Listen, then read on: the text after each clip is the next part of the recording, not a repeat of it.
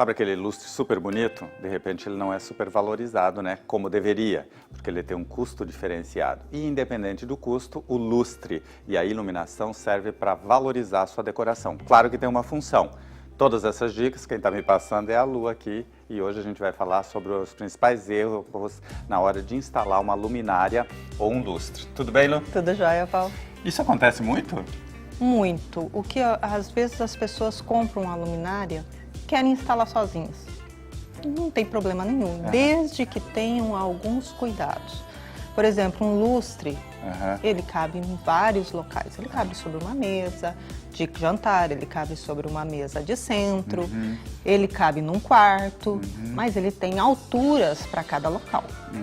Não é a mesma altura para todos esses locais. Não. E o que acontece? Ele não pode ficar na linha de visão.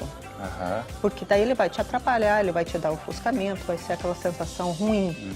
Mas ele também não pode sair do campo de visão. Então ele não pode estar muito alto e nem muito baixo. Ele tem uma altura certa. Ele tem uma altura certa. Na mesa de jantar, por exemplo. Na mesa de jantar, por exemplo, não pode passar dos 90 centímetros do tampo da mesa. O ideal é 70 centímetros. Ah, então tem umas dicas certinhas. 90 centímetros da mesa. O máximo do tampo que pode ficar é 90 centímetros. Isso se o lustre for um lustre alto, grande, com porte muito grande, aí a gente usa subir ele um pouquinho mais. Mas o normal é 70 centímetros. A princípio é 70 centímetros, mas aí varia muito do tamanho da peça. Varia muito do tamanho da peça. Por isso que precisa de um profissional. Precisa de um profissional.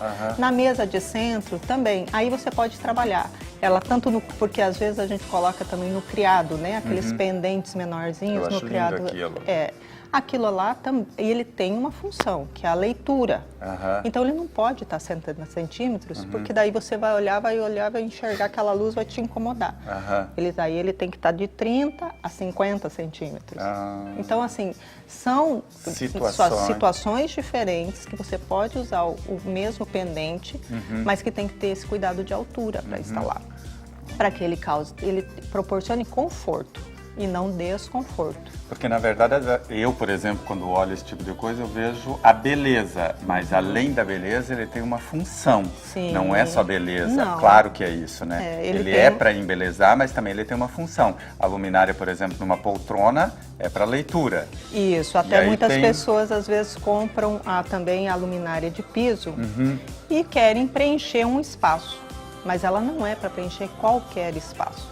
Ela tem que estar sempre acompanhada de uma poltrona, porque a função dela é leitura.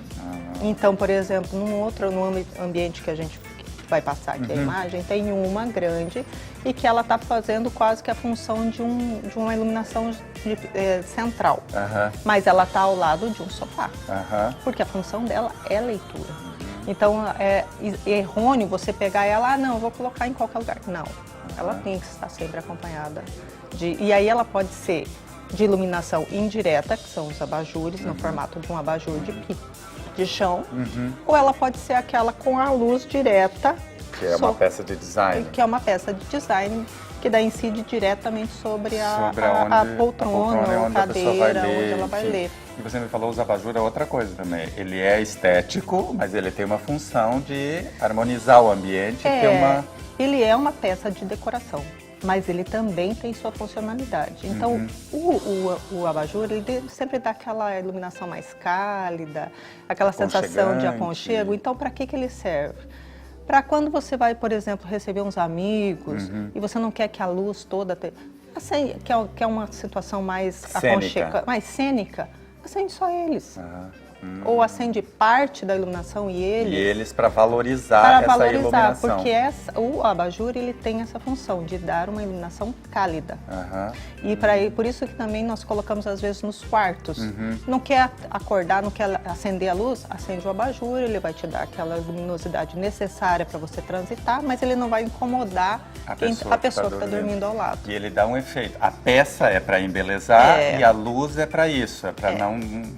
Na verdade, a criação dele, ele nasceu justamente para criar essas iluminações suaves. Suaves. Aí depois os designers foram trabalhando e ele se tornou uma peça de decoração também. Mas a princípio foi estético. Não, a princípio foi funcional. Funcional, depois é que ele virou estético. Depois que ele virou Você falou também dessas sangas aqui, essas sancas, melhor dizendo. As sancas, ela é um recurso muito interessante do que a gente pode trabalhar no gesso, porque aqui estão instalados trilhos com vários spots. Se você coloca o trilho exposto, ele fica uma coisa grosseira, o spot fica muito para fora, ele fica uma coisa muito proeminente para fora. Então, não é o ideal. O ideal é quando a pessoa deseja instalar trilhos com vários spots, ela faça uma sanca e embuta esse trilho dentro dessa sanca para que fique visível só os spots. Então, ele fica uma iluminação, como é que eu vou dizer? Ele fica uma coisa mais limpa e mais suave. Você só vê o spot mesmo direcionado da maneira que você definir.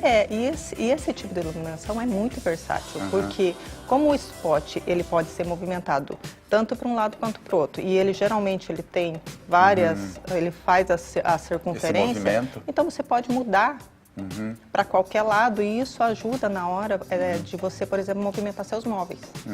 Às vezes eu quero movimentar, mas a iluminação está central, não tem muito jogo de cintura. E esse não, ele te ajuda, por exemplo, em iluminações de parede.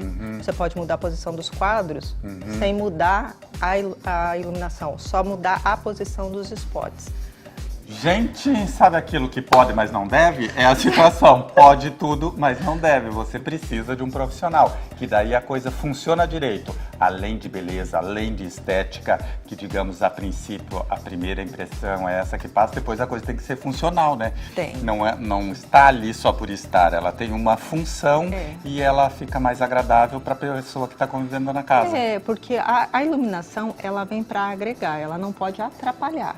Então, às vezes, as pessoas instalam o lustre baixo e não sabem por que a hora que senta na mesa está incomodando, porque aquela luz está pegando na linha dos olhos, está agredindo. Então, tem que ter um profissional auxiliando e que saiba dizer que tipo de iluminação vai, que lâmpada que vai, que tonalidade que vai. E você pode fazer isso porque você tem uma especialização, né? A gente já falou sobre isso. Viu a importância? Você pode ter um abajur lá e ele ser bonito, esteticamente, funcional e dar esse efeito aconchegante na hora de você receber. Você tem que saber também até a hora de ligar, para não ter uma coisa ali que está a mais. A coisa funciona direitinho quando tem alguém especificando e orientando. E são toques simples isso que você está falando, mas que fazem a diferença absoluta. Total. Muito bem. A gente vai passar mais algumas imagens para você ter uma ideia, mas isso tudo que a Lu falou é uma coisa super importante na hora de você distribuir esse tipo de decoração na sua casa ou na hora que você está fazendo. Na verdade, a hora de pensar, a hora que está... Na hora que está projetando. Que está projetando, né? Está projetando. O endereço e telefone da Lu está no vídeo. Lu, obrigado, sucesso no seu trabalho. Obrigada.